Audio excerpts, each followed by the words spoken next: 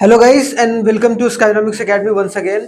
और आज हम लोग part second sectors of Indian economy को डिस्कस करेंगे जो हमने स्टार्ट करा था।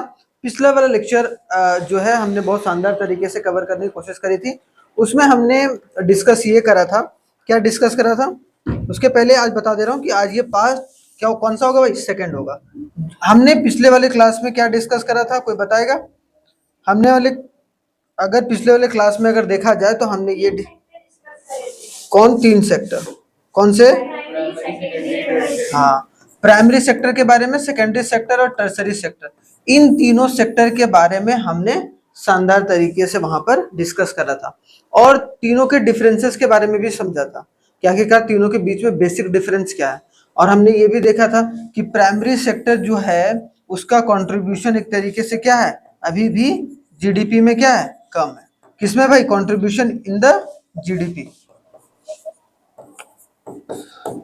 किसमें भाई? कंट्रीब्यूशन इन द जीडीपी, है ना, कि जीडीपी में कंट्रीब्यूशन कम है। मतलब हमारे देश के इनकम में अगर बोला जाए तो अभी भी उसका कंट्रीब्यूशन बहुत कम देखने को मिलता है इन कंपेयर टू, अगर बोला जाए किसका, टर्सरी सेक्टर का।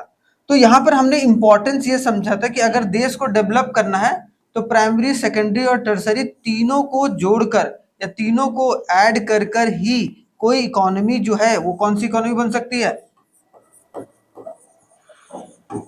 डेवलप्ड। अगर तीनों साथ में नहीं होगा तो कोई भी इकोनॉमी डेवलप्ड नहीं बन पाएगी। ठीक है, अब यहाँ पर समझो, सबसे पहला जो आज डिस्कस करना है, हमें ये डिस्कस करना है कि ग्रॉस डोमेस्टिक प्रोडक्ट आखिर होता क्या। ठीक है, ग्रॉस डोमेस्टिक प्रोडक्ट एक इंडिकेटर होता है जिसमें हम एक देश को मेजर या एक देश के बारे में जान पाते हैं कि उस देश में कितना सामान जो है या कितना सर्विस जो है वो बन रहा है और उसकी वैल्यू कितनी है।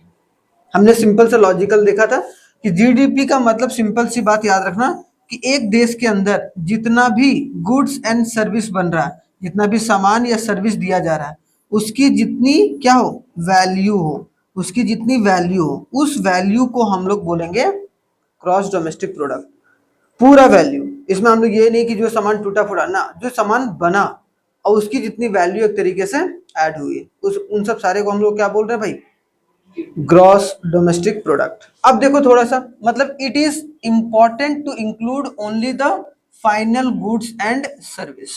अब इंपॉर्टेंट ये भी है कि हमें फाइनल गुड्स एंड सर्विस को जोड़ना है कि जो भी फाइनली जो गुड्स बन गए हैं, जो कच्चा माल नहीं। एक होता है क्या कि हम जीडीपी में किसको जोड़ते हैं, एक है कि भाई प्लास्टिक है, ठीक है, plastic as a raw material. एक है प्लास्टिक का इस्तेमाल करके हमने पेन को बनाया है, तो हम पेन के दाम को जोड़ेंगे जीडीपी में, ना कि प्लास्टिक के दाम को, याद रखना। नहीं तो ये दो बार काउंटिंग नहीं हो जाएगा। एक बार हम प्लास्टिक का दाम अलग से जोड़ रहे हैं, मान लो एग्जांपल के तौर पर अगर देखो तो एक मान लो कि 5 रुपया का जो प्लास्टिक है उसका इस्तेमाल हो रहा है 10 रुपया का पेन बनने में। मतलब 10 रुपया का जो पेन मिल रहा है आपको, उसमें 5 रुपया का प्लास्टिक इस्तेमाल हुआ है। तो हम लोग क्या बोलेंगे भाई कि नेशनल इनकम में 5 रुपया यहाँ 15 रुपया इंक्लूड हुआ है? नहीं ना, क्या बोलेंगे, सिर्फ 10 रुपया। ये वाला नहीं, सिर्फ ये वाला, समझ रहे हो? तो फाइनल गुड्स एंड सर्विस, जिस प्राइस पर बेचा जा रहा है, जिस प्राइस पर खरीदा जा रहा है, वही प्राइस जो होता है इंक्लूड होता है किसमें, जीडीपी में। फाइनल गुड्स एंड सर्विस, ऐसा नहीं कि वो हमने जो जिसका इस्तेमाल करके हमने गुड्स बनाया उस गुड्स की वैल्यू को तुम जोड़ दो, गड़बड़ हो जाएगा। क्योंकि इसका जो ये पैसा है वो अपने आप ही इंक्लूड हो गया ना भाई इसमें, समझ रहे हो? ठीक है, दूसरा है the total value of final goods and service produce in each sector during a specific year represent that sector production of that year. अगर बोला जाए कि एक सेक्टर, जैसे प्राइमरी सेक्टर ने मान लो 50 लाख करोड़ का जो है वो एक तरीके से वहां पर जो है उसने प्रोड्यूस करा है उतने दाम का जो सामान, ठीक है।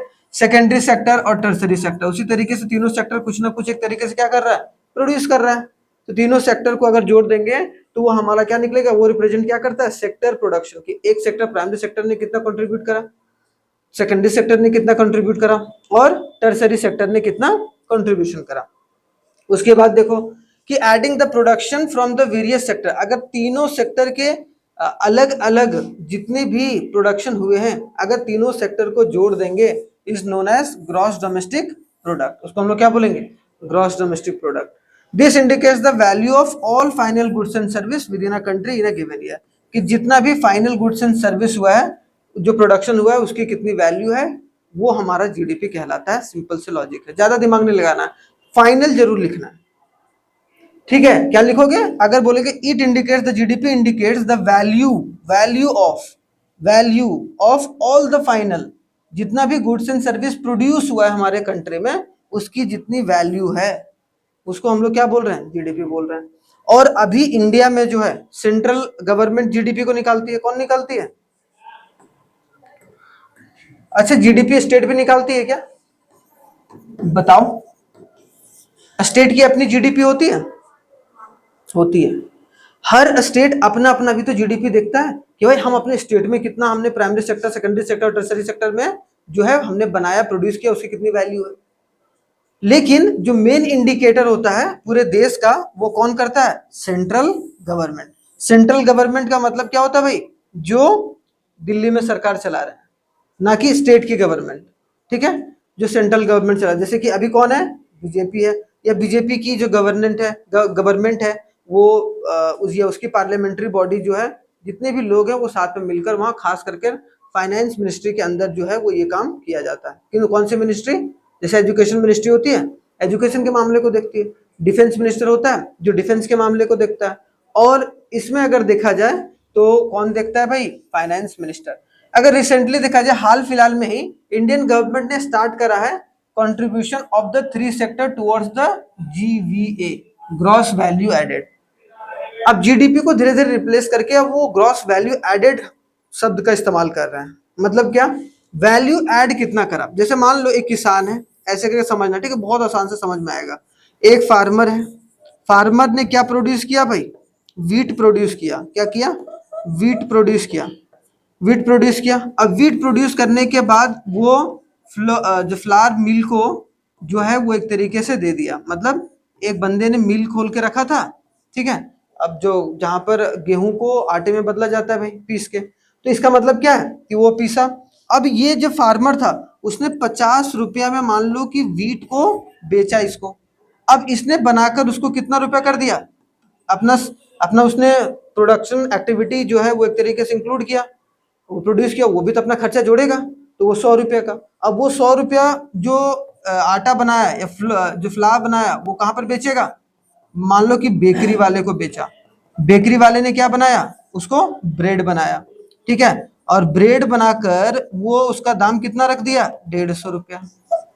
ठीक है, समझो। सबसे पहले फार्मर जो कि किसके अंदर आएगा? ये प्राइमरी सेक्टर, हाँ या ना? अभी फिर कनेक्ट करेंगे ये वाला लाइन को। फ्लोर मिल किसमें होगा और ये दोनों किसमें आएगा? सेकेंडरी में, हाँ या ना? सेकेंडरी में।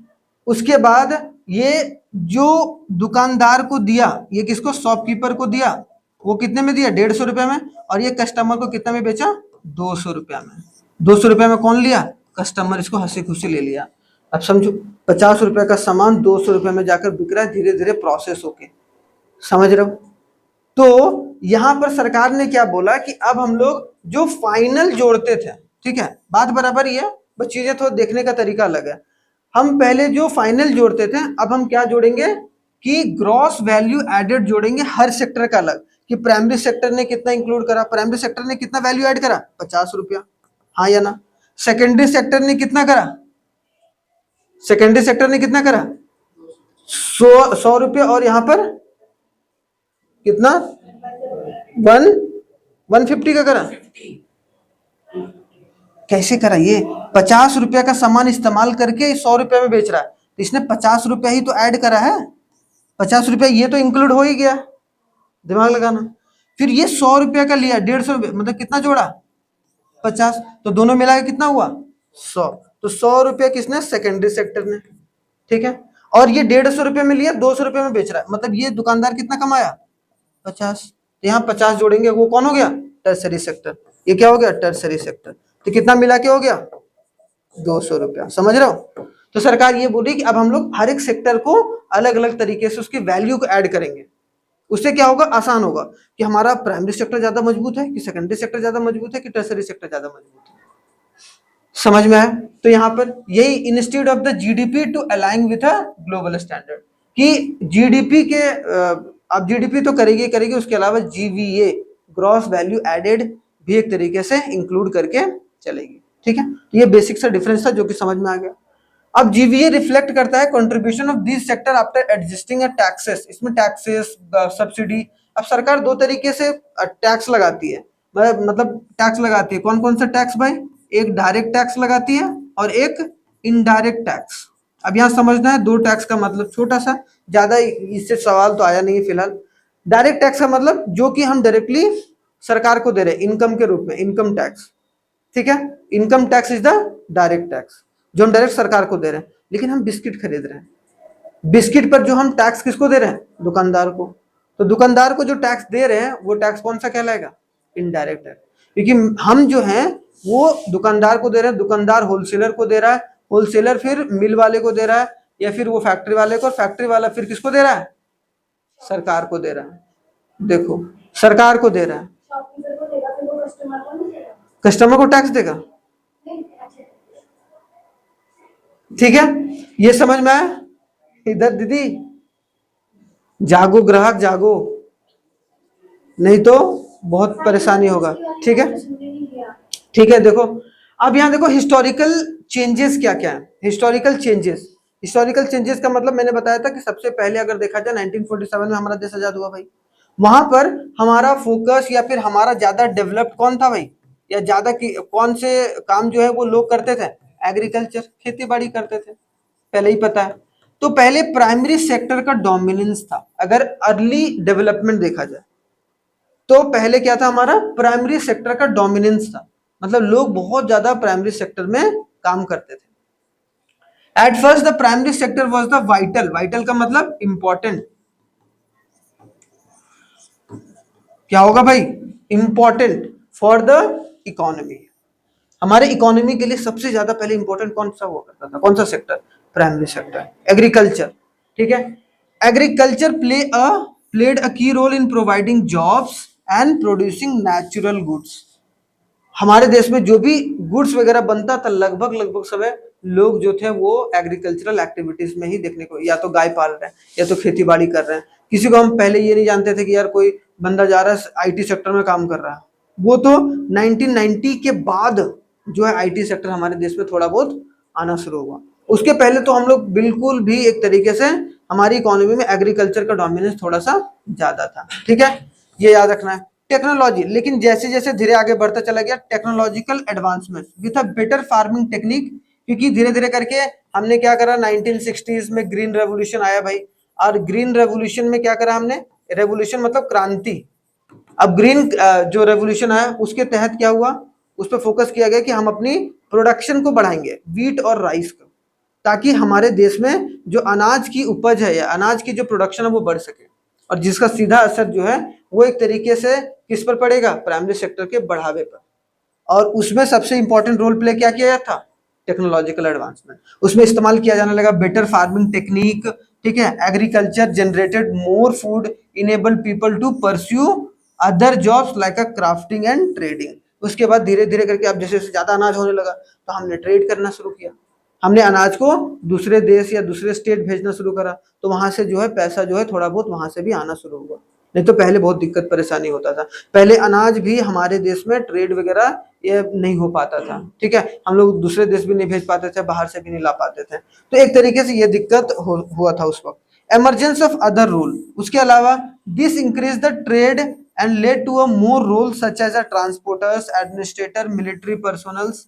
अब जैसे जैसे आगे चलकर देखा जाए तो पहले ज्यादा जॉब या तो पुलिस में भर्ती हो जाओ तुम, या तो खेती बाड़ी कर लो, या तो टीचर बन जाओ। कुछ थोड़े बहुत जो जॉब थे एडमिनिस्ट्रेटर के जॉब थे, कुछ मिलिट्री पर्सोनल्स के जॉब थे। तो धीरे धीरे कर कर जो है हमने क्या करा कि जो एग्रीकल्चर पर फोकस था वो धीरे धीरे कर कर थोड़ा सा अदर सेक्टर में घुसना शुरू किया, जिसके वजह से जो अर्ली डेवलपमेंट में देखने को मिलेगा कि हम लोग पहले एग्रीकल्चर पर फोकस किए, एग्रीकल्चर पर फोकस करने के बाद हमने टेक्नोलॉजी पर फोकस करा, फिर टेक्नोलॉजी पर फोकस करा, उसके बाद हमने अदर सेक्टर में घुसने की कोशिश करी ताकि हमारे देश का डेवलपमेंट अदर सेक्टर में भी हो सके।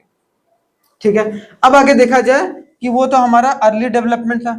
अब जैसे जैसे एग्रीकल्चर बढ़ा, सिंपल सी बात है भाई, किसी भी देश में अगर एग्रीकल्चर बढ़ेगा तो मतलब अगर हम लोग इंडस्ट्री को नहीं बढ़ाएंगे तो हमारा जो रॉ मटेरियल है वो हमें क्या करना पड़ेगा, या तो आप बाहर जाके बेचना पड़ेगा, ट्रेड करना पड़ेगा, ठीक है। इससे अच्छा है ना कि हम रॉ मटेरियल बाहर क्यों ट्रांसपोर्ट करें। उस रॉ, एक है कि आप गेहूं आप उपजा रहे हो लेकिन आपके घर जो देश में मिल नहीं है, और अब वो गेहूं जो है वो आप दूसरे देश को दे रहे हो, वो आपको आटा बना के दे रहा है महंगे में। जो ब्रिटिश किया करता था, ब्रिटिश क्या करता था, हमारे देश से कच्चा माल ले जाता था अपने देश, और वहां इंडस्ट्री में जो है वो बनाता था फिनिश्ड गुड, और हमारे देश में डबल दाम में बेचता था। हमारा ही कच्चा माल वो अपने फिनिश्ड गुड अपनी इंडस्ट्री में बनाकर हमें बेचता था, ठीक है। तो यही काम अगर हम लोग सेकेंडरी सेक्टर पर फोकस नहीं किए होते तो आज भी हमारी स्थिति वही होती। तो धीरे धीरे कर कर हमने क्या करा, इंडस्ट्रियलाइजेशन पर फोकस करा। किस पर, इंडस्ट्री वगैरह लगाने लगा। मतलब क्या कि एग्रीकल्चर का जो भी प्रोडक्ट है वो हमारे देश के इंडस्ट्री में ही आए, और हमारे देश में ही फिनिश्ड गुड जो है वो बनकर तैयार हो। फिनिश्ड गुड जो कि ब्रिटिशर जो है वो अपने देश जाकर बनाता था, ठीक है। और इसी में कॉटन ले जाता था कच्चा वाला हमारे यहाँ, और वहां जाके कपड़े वपड़े बनाकर हमारे देश में कपड़े वगैरह बेचता था। दिक्कत है। अभी हाल फिलहाल में टेस्ला, टेस्ला को जानते हो, टेस्ला ने बोला कि भाई हम जो है हम आपके यहाँ फैक्ट्री लगाएंगे तो हम वहीं से बनाएंगे। बोला ना, ऐसा नहीं होगा। अब वो यहाँ फैक्ट्री लगा के यहीं पर एक तरीके से चीजों को असेंबल कर रहा है, उस पर टैक्स भी बहुत ज्यादा लग रहा है। तो टैक्स लगने का सिंपल सा मतलब क्या है कि हमारे देश को फायदा होना, सिंपल सी बात। मतलब अगर उस गाड़ी का 10 लाख रुपया दाम है ना, तो वो 40 लाख रुपया में यहाँ पर बिकेगा। सोचो, ओरिजिनल दाम अगर 10 लाख रुपया 40 लाख रुपए में बिकेगा, मतलब सरकार को पैसा फायदा हो रहा है ना। 30 लाख रुपया टैक्स दे रहा है तो, या 40 लाख रुपया जितना भी टैक्स दे रहा है, ठीक है। फिर इंडस्ट्री हमारा बढ़ा भाई। इंडस्ट्री के बढ़ने की वजह से क्या हुआ, improvement in manufacturing resulted in rise in the factory. कि एग्रीकल्चर थोड़ा बहुत हमने फोकस करने के बाद जब हमने सेकेंडरी सेक्टर पर फोकस करना शुरू करा तो हमारा फैक्ट्रीज बनना शुरू हुआ हमारे देश में, and with many former farm workers moving to factories. अब जो बहुत ज्यादा घुसे पड़े थे लोग एग्रीकल्चर सेक्टर में, उसमें से बाहर निकल निकल कर अब फैक्ट्रीज में काम करना शुरू करें। क्योंकि ऐसा तो खेती नहीं था ना भाई कि सालों भर खेती खेती कर रहे, अनाज लगाए 5-6 महीना तो बैठे, धान की खेती लगाए, गेहूं की खेती लगाए, 3-4 महीना बैठे हुए हैं। तो उस समय पर धीरे धीरे कर कर जो लोग थे उन्होंने क्या क्या काम करना शुरू करा, इंडस्ट्री में भी काम करना शुरू करा। जैसे जैसे हमारे देश में इंडस्ट्री लगना शुरू हुआ, अब जैसे जैसे इंडस्ट्री लगना हुआ इसका मतलब हमारी सेकेंडरी सेक्टर का जो ग्रोथ है वो होना शुरू हुआ। क्या ग्रोथ होना शुरू हुआ, सेकेंडरी सेक्टर का। अब सेकेंडरी सेक्टर का जो ग्रोथ है वो बढ़ा, significance for the production and the job due to the affordable and mass produce goods in industry like a food processing, textile industry खुलने लगा, इक्विपमेंट मैन्युफैक्चरिंग फ्लोरिस्ट होने लगा। धीरे धीरे कर कर अलग अलग जो फैक्ट्रीज थे वो हमारे देश में खुलना शुरू हुआ। तो इसका मतलब क्या होगा, और भी तेजी तरीके से हमारी, खास करके ये बोला जाता है कि प्राइमरी सेक्टर और सेकेंडरी सेक्टर या टर्सरी सेक्टर के बीच में जो सेकेंडरी सेक्टर है वो क्या करता है, एक मिडिल मैन के जैसा काम करता है। अगर ये टूट गया तो इसका मतलब प्राइमरी से डायरेक्ट टर्सरी में तो हो ही नहीं सकता, दिक्कत परेशानी हो जाएगा, ठीक है। ये बात है। सपोर्ट, और उसको क्या सपोर्ट मिला, किसको मिला सपोर्ट, सेकेंडरी सेक्टर बढ़ने से किसको फायदा होता ज्यादा, टर्सरी में, क्योंकि हमारे देश में फिनिश्ड गुड बन रहा है, उससे ज्यादा फायदा हुआ किसमें, टर्सरी सेक्टर को। समझ में आया कि अर्ली अर्ली चीजें किस पर हमने फोकस करा, प्राइमरी सेक्टर। फिर धीरे धीरे धीरे धीरे कर कर हमने किस पर फोकस करा, सेकेंडरी पर। अब जैसे सेकेंडरी सेक्टर थोड़ा बहुत मजबूत हुआ, हमने फिर कहां शिफ्ट लिया, जो है रिसेंट चेंजेस में अगर देखा जाए टर्सरी सेक्टर। देखो किस तरीके से चेंज हुआ। अगर जनरली बोला जाए ना तो 1947 से उसके पहले फिर उसके बाद में 1990 तक जो था वो एक तरीके से हमने इन इन 50 और 40 साल में किस पर फोकस करा, एग्रीकल्चर और इंडस्ट्री के ऊपर, ठीक है। उसके बाद 1991 के बाद इंडस्ट्री पर फोकस हमने बढ़ा दिया और टर्सरी सेक्टर फिर साथ में आ गया, और टिल 2024 में अभी फिर उसी तरीके से रफ्तार से टर्सरी सेक्टर वो बढ़ रहा है। और टर्सरी सेक्टर अगर बढ़ता है उसमें क्या होता है ना, खर्चा कम होता है। जैसे मान लो एक बंदा है, हमने अच्छा उसको स्किल दे दिया, एक बंदा उसको सॉफ्टवेयर डेवलपर को स्किल दे दिया, तो उसे कोई बड़ा खेत नहीं चाहिए, एक छोटा सा रूम चाहिए, उसमें वो डेवलप करके अपनी सर्विस को शुरू कर सकता है। उसमें ज्यादा दिमाग लगाने वाली बात नहीं है, ठीक है, बस स्किल आनी चाहिए। लेकिन अगर आप दूसरा कोई सेक्टर में देखो तो उसमें बहुत ज्यादा रिसोर्सेज की जरूरत होती है, इसलिए हमारे देश में टर्सरी सेक्टर बहुत ज्यादा तेजी से बढ़ा। अब बहुत सारे लोग जो है कॉल सेंटर में काम करते हैं। अब कॉल सेंटर में काम करने का सीधा क्या है, अब सोचो हम लोग पूरा अमेजोन इंडिया का, लगभग अमेजोन का जो कॉल सेंटर संभालता है वो इंडियन है। सारे लगभग बड़ी बड़ी कंपनी का जो कॉल सेंटर संभालता है वो कौन है, इंडियन। बहुत ज्यादा इंडियन जो है वहां पर जॉब करते हुए देखा, तो वो किसके पार्ट है, टर्सरी के। तो रिसेंट चेंजेस में अगर देखा जाए तो टर्सरी सेक्टर का जो है वो एमर्जेंस हुआ है, बढ़ा है, धीरे धीरे करके बढ़ा है। और in the last century the tertiary sector और service sector has become the largest sector with a 56% contribution in the GDP. देख रहे हो, अगर पिछले कुछ समय में देखा जाए तो सबसे बड़ा सेक्टर जो प्राइमरी सेक्टर हुआ करता था वो अब चेंज होकर क्या हो गया, टर्सरी सेक्टर। ठीक है, यहां पर याद रखना है। सर्वरी जो सर्विस सेक्टर है उसका डोमिनेंस बढ़ा है। क्यों, क्योंकि the service sector now employs the majority of people and include a vital service such as transportation, communication, IT. IT तो बहुत ज्यादा, ठीक है, या बैंकिंग सेक्टर देख लो। इन सब सारी चीजों में एक तरीके से हमारे देश में जो है वो जॉब अपॉर्चुनिटी बढ़ा है और लोग ज्यादा से ज्यादा वहां पर जॉब करने जा रहे हैं। अब जॉब करने से क्या होगा, वहां पर ज्यादा लोग जो होंगे वो एक तरीके से, एक तो भाई इन्वायरमेंट अच्छा रहता है, एसी वेसी में बैठ के आराम से पंखे वंखे में बैठ के अच्छे से जॉब कर रहे हैं और ऊपर से उनको तनख्वाह भी मिल रहा है, तो चीजें ज्यादा डिफिकल्ट होती नहीं है वहां पर। ठीक है, अगर देखा जाए प्रोडक्शन ग्रोथ, तो प्रोडक्शन ग्रोथ अगर देखा जाए 1977 1978 से लेकर 2017-18 तक, तो production increase in all three sector, the growth was higher in the tertiary sector. सारे में प्रोडक्शन बढ़ा है लेकिन सबसे ज्यादा ग्रोथ किसमें देखने को मिला, टर्सरी सेक्टर में। ठीक है, तो अगर कोई भी बोलेगा कि भाई टर्सरी सेक्टर जो है हमारी इकोनॉमी में ज्यादा इंपॉर्टेंट रोल प्ले कैसे कर रहा है, तो ये सब सारे पॉइंट आप बता सकते हो। क्या भाई, कि जो है टर्सरी सेक्टर का इमरजेंस हुआ है, ठीक है, सर्विस सेक्टर का डोमिनेंस है और प्रोडक्शन में ग्रोथ हुआ है ज्यादा इन कंपेयर टू प्राइमरी और सेकेंडरी। ठीक है, और प्राइमरी सेक्टर जो एम्प्लॉयमेंट है, डिस्पाइट द चेंज होने के बावजूद भी primary sector still remains the largest employer today. ठीक है, ज्यादा एम्प्लॉयमेंट कौन प्रोवाइड कर रहा है, एम्प्लॉयमेंट ज्यादा बढ़ा है किसमें, टर्सरी में, लेकिन अभी प्रोवाइड कौन कर रहा है, एग्रीकल्चर। लेकिन इसका कंट्रीब्यूशन कितना है, बहुत कम है। क्या है contribution to the GDP, contribution to GDP क्या है भाई, कम है। मतलब लोग काम ज्यादा कर रहे हैं लेकिन वहां से पैसा कम कमा रहे हैं।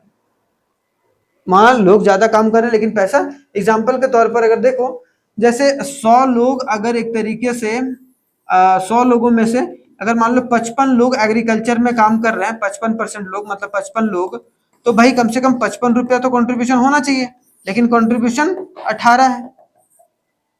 देख रहे हो, लेकिन कंट्रीब्यूशन कितना है, 18% है, जो कि बहुत कम है।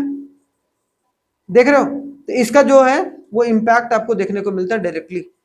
ठीक है, तो ये चीज समझ के चलना है, इंपॉर्टेंट। अब देखो ये वाला ग्राफ जो कि अपने आप में बहुत इंपॉर्टेंट है, तीनों सेक्टर 1973 1974 और 2013 और 14 के बीच में क्या ग्राफ बनता है। क्या है भाई इसमें डिफरेंस, क्या है कि देखो 1973 और 1970 इतना ही, ये था हमारा क्या, ये क्या है भाई हमारा प्राइमरी सेकेंडरी और टर्सरी। यहाँ देखो प्राइमरी सेकेंडरी और टर्सरी, यहाँ क्या GDP in the primary secondary and tertiary sector.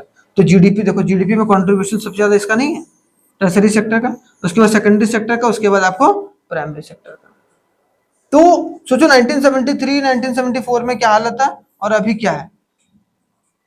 उसमें देखो एग्रीकल्चर का कंट्रीब्यूशन आपको ज्यादा देखने को मिलता था और अभी क्या है, एग्रीकल्चर का कम कंट्रीब्यूशन।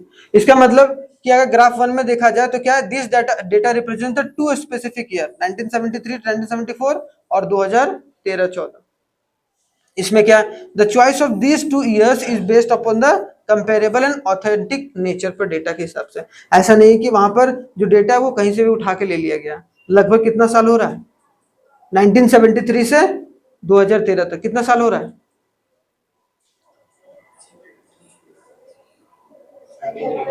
50 साल हो रहा है।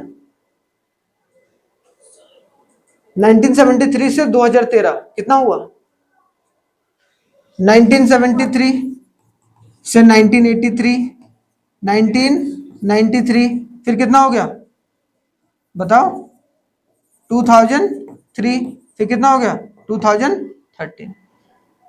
1 2 3 4 5 कितना साल हुआ? 50 साल। तो चलो 50 साल में हमने कितना एक तरीके से शिफ्ट किया अपनी सेक्टर को, टर्सरी सेक्टर को। तो वही बोला गया था, graph highlights the growth in the total production over a specific 40 years, 40 to 50 years लगभग आपको देखने को मिलेगा। ठीक है, 40 to 50 ईयर्स। अगर ऐसे करके देखो सिर्फ की यहाँ से यहाँ 1 साल, यहाँ से यहाँ 2 साल, यहाँ से यहाँ 3 साल, यहाँ से यहाँ 4 साल, मतलब 10 20 30 40, टोटल 40 साल एक्चुअल। लेकिन लगभग 50 साल का डेटा आपको ये देखने को मिलता है। ठीक है, यहाँ तक। अब यहाँ पर इसके बाद देखो थोड़ा सा, rising the importance of tertiary sector in the production, importance बढ़ा। अब ये सब सारे एक एक कर बहुत अपने आप में इंपॉर्टेंट टॉपिक हो जाता है कि भाई आखिरकार rising the importance in tertiary sector, क्यों इंपॉर्टेंस इतना बढ़ गया, इंपॉर्टेंस क्यों बढ़ा हुआ। अब यहाँ पर बोला जाए the tertiary sector overtook a primary sector in India largest producing sector in 2013 and 14, कि 2013 और 14 में अगर देखा जाए तो लार्जेस्ट प्रोड्यूसिंग सेक्टर कौन बन गया? Tertiary. And tertiary in India has been increasingly important for following reason. कौन कौन सा रीजन है? पहला, हमारे देश में हॉस्पिटल्स ज्यादा खुलने लगे, हमारे देश में एजुकेशनल इंस्टीट्यूट जो है वो ज्यादा खुलने लगा, पोस्ट ऑफिस हो गया, टेलीग्राफ हो गया सर्विस, पुलिस स्टेशन, ठीक है, कोर्ट हो गया, विलेज एडमिनिस्ट्रेटिव ऑफिस हो गया, म्युनिसिपल कॉर्पोरेशन हो गया, डिफेंस हो गया, ट्रांसपोर्टेशन हो गया, बैंक हो गया, इंश्योरेंस हो गया, बिजनेसेस हो गए, ये सब सारे बहुत तेजी से बढ़ा है, जिसके वजह से हमारे देश में जो इसका प्रभाव है वो भी एक तरीके से ज्यादा पड़ा है। ठीक है, ऐसा नहीं है कि जो सिर्फ हम लोग कन्फाइंड है सिर्फ एग्रीकल्चर ना, हम लोग किस पर फोकस किए हैं? हम लोग सर्विस सेक्टर पर भी ज्यादा फोकस करके चले। ठीक है, दूसरा क्या रीजन है भाई, क्यों टर्सरी सेक्टर बढ़ा? एग्रीकल्चर एंड इंडस्ट्री का एक्सपेंशन हुआ। अब सिंपल सी बात है भाई, अगर ज्यादा एग्रीकल्चर एक्टिविटीज होगा और ज्यादा अगर इंडस्ट्री होगा तो एक तरीके से हमारा सर्विस सेक्टर अपने आप ही बढ़ेगा, क्योंकि ज्यादा खेती हो रहा है तो ज्यादा लोग ट्रांसपोर्ट कर रहे हैं, ज्यादा खेती कर रहे हैं मतलब ज्यादा लोग लोन ले रहे हैं, पैसा ले रहे हैं, ज्यादा खेती कर रहे हैं तो लोग ज्यादा वहां पर एक तरीके से एम्प्लॉयड भी है। ठीक है, लेकिन साथ ही साथ ये दोनों अगर बढ़ रहा है तो हमारा सर्विस सेक्टर अपने आप ही और तेजी से बढ़ेगा। ठीक है, as the people income rises, जैसे जैसे इनकम बढ़ने लगा, तीसरा रीजन क्या है भाई टर्सरी सेक्टर बढ़ने का, जैसे जैसे इनकम बढ़ा they expect more luxuries like a dining out, वो बाहर खाना खाने जाने पसंद करने लगे, तो उससे क्या, वो रेस्टोरेंट बहुत ज्यादा खुलने लगे, लोग घूमना पसंद करने लगे तो टूरिज्म बढ़ा। ठीक है, और यहां से क्वेश्चन आएगा ही आएगा, टूरिज्म बढ़ा, उसके बाद शॉपिंग मॉल खुलने लगे, पहले इतने शॉपिंग मॉल हुआ करते थे, अब जगह जगह पर शॉपिंग मॉल देखने को मिल रहा है, प्राइवेट हॉस्पिटल ज्यादा खुलने लगे, प्राइवेट स्कूल्स ज्यादा होने लगे, प्रोफेशनल ट्रेनिंग वगैरह। अब देखो अलग डिप्रेशन का अलग डॉक्टर है, सबका अलग अलग डॉक्टर है, पहले एक ही डॉक्टर सब काम करता था, है ना, पहले क्या करता था, एक ही डॉक्टर सब चीज का इलाज करता था, आज तो सबके अलग अलग, यहाँ तक कि भाई स्पाइन का अलग हो गया, किडनी का अलग हो गया, सबके अलग अलग स्पेशलिस्ट देखने को मिलते हैं। इसका मेन कारण क्या है कि हमारे देश में एक तरीके से लोगों के पास पैसा आया और पैसा आने के बाद जो है वो खर्च तो करेंगे कोई सर्विस लेने में या कोई गुड्स लेने में, उसके लिए प्रोडक्शन करेंगे। ठीक है, तो ये सब सारे इंपॉर्टेंस हैं जो कि एक तरीके से देखा जा सकता है। चौथा कौन सा है, देखो ड्यूरिंग द रिसेंट डिकेड, अगर डिकेड का मतलब क्या होता है भाई, 10 साल, 10 साल को हम लोग एक डेकेड बोलते हैं।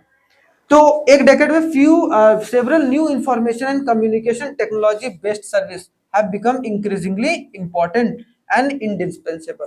जैसे देखो आजकल क्या हो रहा है, अलग अलग स्किल्स लोग सीख रहे हैं, कंप्यूटर बनाना सीख रहे हैं, सॉफ्टवेयर डेवलपर बहुत सारे हो गए हैं। ठीक है, अब जैसे एआई आ गया है तो एआई को लोग ज्यादा सीख रहे हैं, है कि नहीं, तो धीरे धीरे कर इकोनॉमी जो है वो चेंज होना शुरू हुआ है। धीरे धीरे जो हमारी जो इनकम का जो डिपार्टमेंट है वो एक तरीके से सर्विस सेक्टर पर ज्यादा जो है वो शिफ्ट होता हुआ जा रहा है। तो कारण अगर कोई बोलेगा कि 4 कारण कौन सा है भाई कि जिसके वजह से इंपॉर्टेंस पता चलता है टर्सरी सेक्टर में प्रोडक्शन बढ़ने का, तो पहला कौन सा है, हॉस्पिटल, एजुकेशन इंस्टीट्यूट, ये सब सारे जो खोले गए। दूसरा क्या है, एग्रीकल्चर और इंडस्ट्री का एक्सपेंशन, अगर एग्रीकल्चर और इंडस्ट्री का एक्सपेंशन हुआ है तो वो सब सारा जो है वो एक तरीके से सर्विस पर लोड आया है और सर्विस ने मदद किया है या सर्विस ने जो है वो एक तरीके से सपोर्ट प्रोवाइड किया है। तो सर्विस भी सपोर्ट प्रोवाइड करता है इन दोनों को और ये दोनों भी एक तरीके से सर्विस सेक्टर को सपोर्ट प्रोवाइड कर रहा है। जैसे बैंक है, बैंक इधर लोन दे रहा है और ये लोग क्या कर रहा है, ट्रांसपोर्ट। अब ट्रांसपोर्टेशन की ज्यादा जरूरत है तो बैंक जो है वो ज्यादा जो लोन प्रोवाइड कर रहा है किसको, जो ट्रक वगैरह ले रहे हैं, वो भी एक तरीके से बढ़ रहा है। तो सारी चीजें इंटरलिंक है। तीसरा क्या है कि पीपल का इनकम बढ़ा है तो प्रोफेशनल जो एक्सपेक्टेशन है या प्रोफेशनलिज्म की तरफ और बढ़े, टूरिज्म बढ़ा है, डाइनिंग आउट बढ़ा है, जिसकी वजह से रेस्टोरेंट बढ़ा है, उसके बाद प्राइवेट हॉस्पिटल, प्राइवेट स्कूल्स, वो सब सारे खुले हुए हैं। ठीक है, यहाँ पर अब यहाँ पर देखो दो चीजें समझ के चलना है। अब आगे नेक्स्ट पॉइंट कि service sector are not growing uniformly for everyone. आप समझो कि जो सर्विस सेक्टर है वो सबके लिए नहीं बढ़ रहा है, इलाइट क्लास के लिए ज्यादा अच्छा हो रहा है। अब मान लो कोई गरीब है, गरीब प्राइवेट स्कूल में कैसे अपने बच्चे को दाखिला दिलवा पाएगा भाई, है कि नहीं। और मान लो कि प्राइवेट हॉस्पिटल में जो गरीब है वो अपने बच्चों को कैसे इलाज करा पाएगा, या किसी का भी अगर कुछ भी बीमारी हो गया तो वो कैसे इलाज करा पाएगा, नहीं करा पाएगा ना। तो यहाँ पर ये बोला गया है कि भाई अगर कोई पूछेगा क्या सर्विस सेक्टर जो है वो यूनिफॉर्मली ग्रो किया है क्या, एक मतलब एक जैसा ही ग्रो कर रहा है क्या सबके लिए, तो नहीं। सर्विस सेक्टर जो है सबके लिए अलग अलग तरीके से ग्रो किया। जो पैसे वाले उनके लिए बहुत अच्छा ग्रो है, जो पैसे वाले नहीं उनके लिए ग्रो नहीं है। मतलब this sector employs a variety of product with different skills and education level. On the one side there is a few service that require the high skill and educated workers. कुछ ऐसे हैं जैसे कि मान लो AI है, या फिर मान लो कि आजकल जो बहुत सारे आईटी सेक्टर में जो सॉफ्टवेयर डेवलपिंग का काम करता है, उनमें क्या चाहिए, बहुत ज्यादा स्किल चाहिए, आपको पढ़ाई चाहिए। अब वो सब सारे पढ़ाई सारे लोग तो अफोर्ड कर नहीं पाते हैं, ठीक है। अब उसी के लिए ऑन द अदर साइड अगर देखा जाए दूसरे तरफ जो अफोर्ड कर पाते हैं, तीसरे अगर दूसरे तरफ देखा जाए तो क्या है भाई, it involve service like a small shopkeeper, कुछ छोटे छोटे दुकानदार हैं, ठीक है, रिपेयर वर्कर्स हैं, ट्रांसपोर्ट है। अब सोचो ट्रांसपोर्ट जो है, ट्रांसपोर्ट वर्कर्स वो एक तरीके से खतरे में आ गए थे, क्यों, जब से ओला उबर आ गया, देख रहे हो। फिर अगर देखा जाए रिपेयर में क्या, अब बहुत सारी बड़ी बड़ी कंपनी है वो रिपेयर शॉप खोलने लगी भाई, ठीक है। और स्मॉल शॉपकीपर अब मॉल वगैरह खुलने लगा, उसके वजह से जो छोटे छोटे दुकानदार थे उनको एक तरीके से, या ऑनलाइन वगैरह जब आने लगा, फ्लिपकार्ट वगैरह, अमेजॉन वगैरह ये सब आने लगा, जिसके वजह से क्या हुआ कि सर्विस सेक्टर का थोड़ा सा इंपॉर्टेंस इन लोगों पर जो है कम पड़ा, ठीक है, मतलब इन लोगों पर प्रभाव कम पड़ा। अब समझो कि ऑन द अदर साइड ये तीनों जिन पर जो असर है वो एक तरीके से इतना फायदा नहीं उठा पाए, मतलब ये लोग जो है अभी भी स्ट्रगल कर रहे हैं अपने जीवन को चलाने के लिए। बहुत सारे शॉपकीपर देखो, कुछ दुकान नहीं मिलता तो कोई राशन वाशन का दुकान खोल के बैठ जाएगा, तो उसके वजह से क्या हो रहा है, उसके वजह से क्या हो रहा है कि वो लोग जैसे तैसे करके जीवन चला रहे हैं। तो उनके लिए भाई टर्सरी सेक्टर बढ़ गया वो मायने नहीं रख रहा, क्योंकि उन लोगों को वो स्किल आ ही नहीं रहा है कि अपने बिजनेस को कैसे एक्सपैंड करें, ये सब वो सब जो टेक्निकलिटी है वो सब सारे, ऐड कैसे रन करें, ये कैसे करें, वो कैसे करें, सॉफ्टवेयर मतलब वेबसाइट कैसे बनाएं, अपने सामान को लिस्ट कैसे करें, ठीक है, यही बात है। उसके बाद they continue to work in this jobs because of a few alternative job. ये लोग इसी काम में इसीलिए भिड़े रह गए क्योंकि इनको कोई दूसरा काम आता नहीं है, ठीक है। और as a result only a portion of a service sector becomes more important. इसीलिए कुछ ही सर्विस सेक्टर जो है वो एक तरीके से ज्यादा इंपॉर्टेंट है, सारे सर्विस सेक्टर उतना ज्यादा इंपॉर्टेंट नहीं रह गया, ठीक है। अब यहाँ पर एक और आता है कि ये जो अनएम्प्लॉयमेंट है वो ज्यादा बहुत ज्यादा बढ़ गया। डिसगाइज का मतलब क्या होता है ये समझना। जैसे मान लो कि ये खेत है, ठीक है, ये पूरा खेत है, इस खेत में एक दो तीन और एक चार, चार बंदे अगर काम करेंगे तो एक तरीके से मान लो 50 kg गेहूं जो है वो हो रहा है, वीट जो हो रहा है।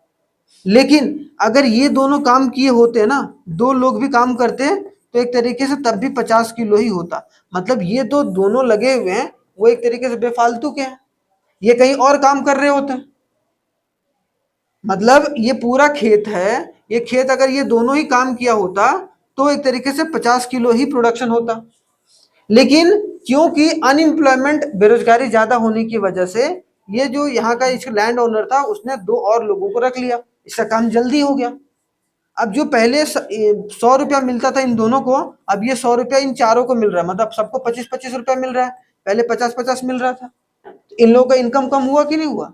तो डिसगाइज का मतलब होता है the term refers to situation where the unemployment does not affect, देख रहे हो, उसके बाद it occurs when the productivity is low and there are too many peoples for the available job, कि बहुत ज्यादा लोग जो है वो अवेलेबल हैं उस जॉब को करने के लिए, जबकि उतनी जरूरत भी नहीं है। 5 लोग कर रहे हैं काम भाई, लेकिन वो 2 लोग भी करते हैं तो काम चल जाता है। गांव में आज भी होता है, सारे परिवार के लोग जो हैं वो खेती बाड़ी किए जा रहे हैं, लेकिन उतना जरूरत भी नहीं है। वो चाहते तो 5 लोगों में से 2 लोग जो है वो और फैक्ट्री में काम कर सकते थे। ठीक है, ये सब this can happens in any group of the people who aren't using their full potential, जो कि अपनी फुल पोटेंशियल यूज नहीं कर रहा, आराम से जी रहा है जीवन, कोई दिक्कत नहीं है। ठीक है, अब ये चीज हमें जानते हो क्या होता है कि यहाँ से क्वेश्चन आता है तो फंस जाता है हमारा, ये क्वेश्चन आ कैसे गया, जस्टिफाई करना। हाँ बताओ। और उसके अलावा जितने भी सारे जॉब है वो सब, ये मीनिंग देखो इसका, they continue to work this jobs. अब सोचो एक बंदा है जो पहले बस चलाता था, अब वो बस स्मार्ट बस में कन्वर्ट हो गया। ठीक है, अब उनको एक तरीके से अब बोला गया कि भाई आप ये सीख करके आओ, वो नहीं सीख पाए। ठीक है, उनकी वजह से उनको जॉब से हटा दिया गया। और दिमाग लगाओ, जैसे पहले क्या था, फैक्ट्रीज में लोग कॉपी वगैरह में अकाउंटेंट का काम किया करते थे, लेजर वगैरह सब किसमें बनता था, किताब कॉपी में बनता था। अब मान लो कंप्यूटर आ गया, तो कंप्यूटर वो नहीं सीख पाए, जिनकी वजह से उनका जॉब चला गया। तो वही बोला जा रहा है कि ये लोग जो हैं, जो छोटे छोटे लोग हैं जिनको प्रॉपर नॉलेज स्किल जॉब उतना नहीं प्रोवाइड हुआ है, जिसकी वजह से उनके पास अल्टरनेटिव जॉब ऑप्शन बहुत कम अवेलेबल है और वो उस पर ढल नहीं पाए। अब नहीं ढल पाए जिसकी वजह से वो अनएम्प्लॉयड रह गए, या फिर जबरदस्ती कम दामों में काम कर रहे हैं, उतना वो उतना जो है पैसा नहीं कमा पा रहे जितना पैसा कमाना चाहिए था। ठीक है, तो हमें यहाँ पर सिर्फ 3 चीज देखने को मिला कि एक तो सबसे ज्यादा इंपॉर्टेंट कि टर्सरी सेक्टर क्यों ज्यादा इंपॉर्टेंट हो गया भाई। ठीक है, और इसमें 3 फेज आया कि पहला प्राइमरी सेक्टर का डोमिनेंस था, फिर सेकेंडरी सेक्टर आया, फिर हमने टर्सरी सेक्टर पर ज्यादा फोकस करा। लेकिन टर्सरी सेक्टर में भी 2 ग्रुप, एक जो भाई प्रॉपर स्किल्ड था और प्रॉपर नॉलेज था जिसके पास, या फिर जिसके पास एजुकेशन था, उसके लिए एक अलग ग्रुप बन गया। और एक बंदा था जिसके पास स्किल नहीं था या फिर जिसके पास एजुकेशन नहीं था, वो अलग थलग रह गया। और टर्सरी सेक्टर बढ़ा है इनके वजह से, इनके वजह से नहीं। अगर इनको भी थोड़ा सा एजुकेशन और स्किल दे दिया जाए तो टर्सरी सेक्टर और भी ज्यादा बढ़ सकता है। बस आज का समरी यही है। आज का समरी क्या है कि टर्सरी सेक्टर क्यों इंपॉर्टेंट है, प्राइमरी सेक्टर क्या रोल प्ले करता था, सेकेंडरी सेक्टर में हमने बढ़ाई, धीरे धीरे बढ़ा हमने, उसके बाद टर्सरी सेक्टर का रोल है और ज्यादा बढ़ गया, उसका कंट्रीब्यूशन बढ़ गया। ठीक है, और इसमें भी 2 तरीके के लोग होते हैं जो काम करते हैं सर्विस सेक्टर में, स्किल्ड और एजुकेटेड, एक बिना स्किल्ड और बिना एजुकेटेड, उनको एक तरीके से हटा दिया गया। ठीक है, ये भी चीज है जिसकी वजह से जो है थोड़ा सा इकोनॉमिकली जो थोड़ा सा हम लोग अभी भी कम इंपॉर्टेंस दे रहे हैं इन लोगों को जो अनस्किल्ड है। तो हमें इन लोगों को क्या सिखाना चाहिए, स्किल सिखाना चाहिए, ताकि वो और भी डेवलपमेंट कर पाए। ठीक है, तो ये बात समझ के चलना। ठीक है, इसको रिवाइज जरूर करना। रिवाइज करने से क्या होगा कि आपका पूरा ये थियोरेटिकल पार्ट जो है वो कंप्लीट हो जाएगा। कल 2 3 4 ग्राफ आएगा, कल वाला थोड़ा सा और इम्पोर्टेंट क्लास हो जाएगा, क्योंकि वो बीच बीच वाला जो पार्ट है वो हम लोग देखेंगे, ऑर्गेनाइज अनऑर्गेनाइज वाला उसी में आएगा। ठीक है, चलिए थैंक यू वेरी मच, मिलते हैं कल नेक्स्ट लेक्चर में, तब तक आप लोग अपना बहुत बहुत ख्याल रखिएगा। धन्यवाद।